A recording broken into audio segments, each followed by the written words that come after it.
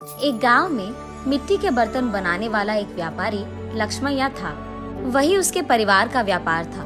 मिट्टी से खाने के बर्तन, भगवान के लिए दिया, मटके, पानी पीने वाले बर्तन, पशुओं के लिए बर्तन, अलग प्रकार के भगवान के मूर्ति, खिलौने बनाते हुए वो जी रहा था।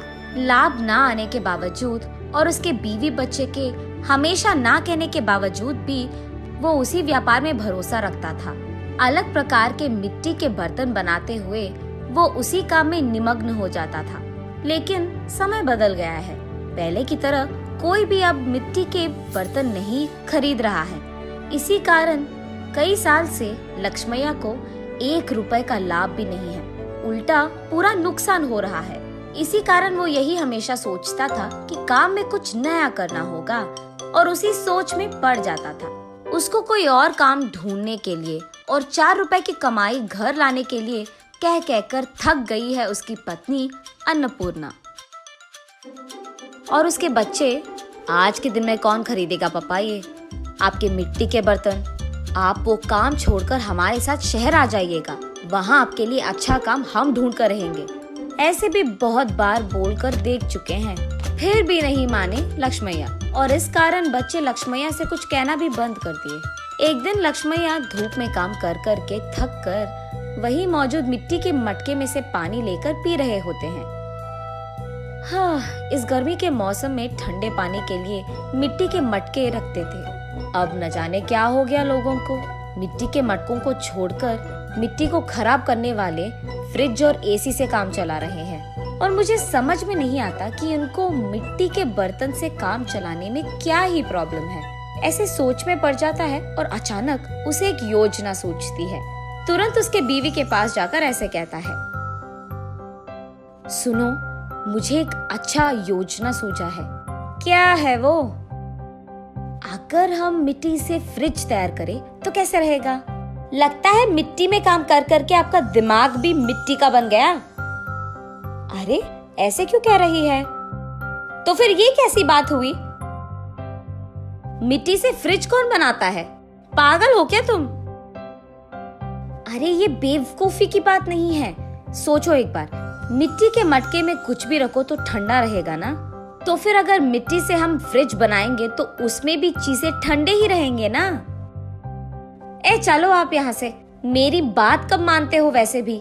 चलो जाओ तुम यहाँ से, जो करना है कर लो। ऐसे कहकर अन्नपूर्णा वहाँ से चली जाती है।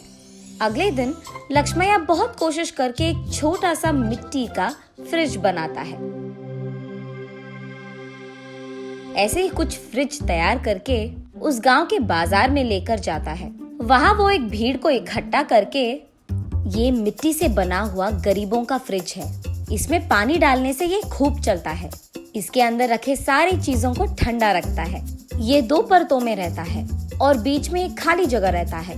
उसी जगह को हमें पानी से भरना होगा। इसी कारण बाहर का तापमान न अंदर आएगा और अंदर का तापमान कम नहीं होगा। ऐसे वो उसके हाथों से बनाए हुआ मिट्टी का फ्रिज कैसे चलता है ये भीड़ को समझाता है। और क्योंकि उस भीड़ में से कुछ लोगों को ये बहुत अच्छा लगता है, वो लक्ष्मैया के पास फ्रिज को खरीद कर वहाँ से चले जाते हैं। बाकी फ्रिज को लेकर लक्ष्मैया घर पहुँचता है। उस दिन के कमाए हुए पैसों को उसके बीवी के हाथ में रखता है लक्ष्मैया। उन पैसों को देख आश्चर्यचकित होकर अन्नपूर्णा ऐसे कहती है, क्या इतने पैसे मिले आपको इस बार? आज गरीबों का फ्रिज कुछ बिक गए। बाप रे, ये सच है क्या? इसका मतलब तुम्हारे मिट्टी के फ्रिज को खरीदने वाले लोग भी हैं। चलो अच्छा है, कुछ तो आया हाथ में। इतने दिनों में कुछ पैसे तो घर लाए तुम। ये कहकर वो वहाँ से चली जाती है। ऐसे लक्ष्मैया उसके बाद कुछ और मिट्टी के फ्रिज को बनाकर बाजार लेकर जाता है। कुछ दिन बाद सारे जिला में ये बात फैल जाती है कि लक्ष्मैया का गरीबों का फ्रिज बिजली के बिना ही चलती है। इस कारण लोग सारे लक्ष्मैया के घर सीधा पहुंचकर गरीबों के मिट्टी का फ्रिज खरीदकर वहां से चले जाते थे। इसी कारण एक ही झटके में लक्ष्मैया का व्यापार बहुत बढ़ जाता है, लाभ भी मिलते हैं और काम करने के लिए लक्ष्मैया उसके नीचे कुछ लोगों को नौकरी भी देता है। ये सब देख अन्नपूर्णा अपनी आंखों का भरोसा ही नहीं कर पा रही थी।